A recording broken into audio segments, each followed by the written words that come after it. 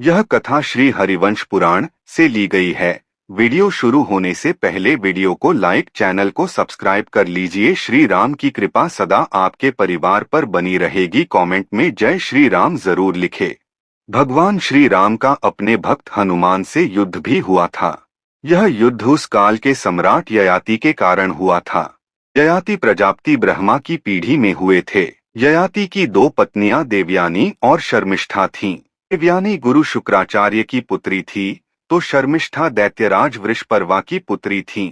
पहली पत्नी देवयानी के यदु और तुर्वसु नामक दो पुत्र हुए और दूसरी शर्मिष्ठा से द्रुहु, पुरु तथा अनु हुए। ययाति की कुछ बेटियां भी थीं, जिनमें से एक का नाम माधवी था। माधवी की कथा बहुत ही व्यथापूर्ण है। ययाति के प्रमुख 5 पुत्र थे, 1 पुरु, 2 यदु, 3 तुर्वस, 4 अनु और 5 द्रुहु। इन्हें वेदों में पंचंद कहा गया है। 7200 ईसा पूर्व अर्थात आज से 9200 वर्ष पूर्व ययाति के इन 5 पुत्रों का संपूर्ण धरती पर राज था। 5 पुत्रों ने अपने अपने नाम से राजवंशों की स्थापना की। यदु से यादव, तुर्वसु से यवन, द्रुहु से भोज, अनु से मलेच्छ और पुरु से पौरव वंश की स्थापना हुए। पुराणों में उल्लेख है कि ययाति अपने बड़े लड़के यदु से रुष्ट हो गया था और उसे शाप दिया था कि यदु या उसके लड़कों को राजपद प्राप्त करने का सौभाग्य न प्राप्त होगा। ययाति सबसे छोटे बेटे पुरु को बहुत अधिक चाहता था और उसी को उसने राज्य देने का विचार प्रकट किया, परंतु राजा के सभासदों ने ज्येष्ठ पुत्र के रहते हुए इस कार्य का विरोध किया। गुरु विश्वामित्र के निर्देशानुसार भगवान श्री राम को राजा ययाति को मारना था।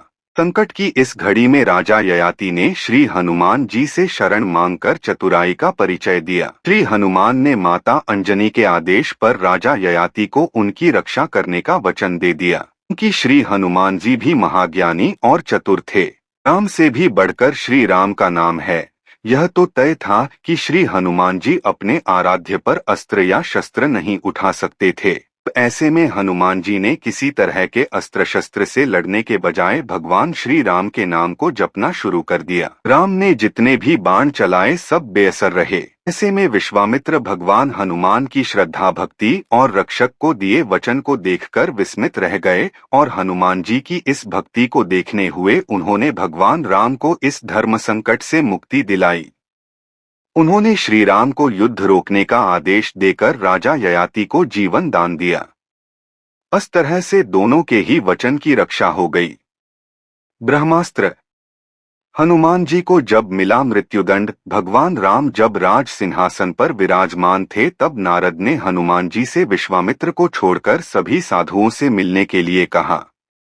हनुमान जी ने ऐसा ही किया। तब नारद मुनि विश्वामित्र के पास गए और उन्होंने उन्हें भड़काया। इसके बाद विश्वामित्र गुस्सा हो गए और उन्होंने इसे अपना अपमान समझा। भड़कते हुए वे श्री राम के पास गए और उन्होंने श्री राम से हनुमान को मृत्युदंड देने की सजा का कहा। श्री राम अपने गुरु विश्वामित्र की बात कभी टालते नहीं थे। उन्होंने बहुत ही दुखी होकर हनुमान पर बाण चलाए, लेकिन हनुमान जी राम का नाम जपते रहे और उनको कुछ नहीं हुआ। राम को अपने गुरु की आज्ञा का पालन करना ही था, इसलिए भगवान श्री राम ने हनुमान पर ब्रह्मास्त्र चलाया, लेकिन आश्चर्यजनक रूप से राम नाम का जप कर रहे हनुमान का ब्रह्मास्त्र भी कुछ नहीं बिगाड़ पाया। यह सब देखकर नारद मुनि विश्वामित्र के पास गए और अपनी भूल स्वीकार की। ब्रह्मास्त्र था हनुमान जी के लिए बेअसर। हनुमान जी के पास कई वरदानी शक्तियां थीं, लेकिन फिर भी वे बगैर वरदानी शक्तियों के भी शक्तिशाली थे। ब्रह्मदेव ने हनुमान जी को 3 वरदान दिए थे, जिनमें उन पर ब्रह्मास्त्र बेअसर होना भी शामिल था, जो अशोक वाटिका में काम आया। हनुमान जी इस कलयुग के अंत तक अपने शरीर में ही रहेंगे। वे आज भी धरती पर विचरण करते हैं।